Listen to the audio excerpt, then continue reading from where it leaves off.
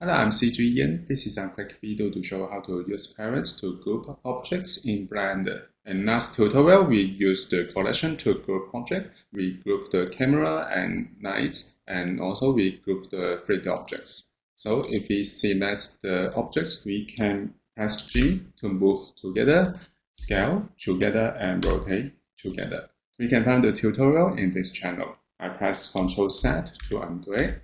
Alternative way to group object, we can use parents. For example, I set the cube as a parent, so I select the sphere first and then shift click to select the parent, to select the cube. And then we can go to objects and go to parents, and then we can find the options to group objects.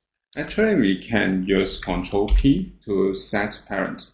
I set parents to objects. So if we select the cube, and then we can move the sphere together. We can scale it, we can rotate it. I press Ctrl Z to undo it. If we go to outliner, we can find that the sphere is under the cube. So this is show the cube is a parent of sphere.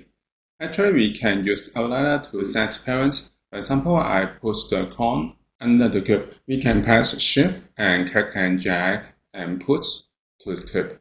So we can select the cube again. We can move it together. So this is how we can use parents to group objects in Blender. Thank you for watching this video. Hope this helped. Please subscribe this channel. More video will share with you. I'm CG Yin. See you in the next video. Bye bye.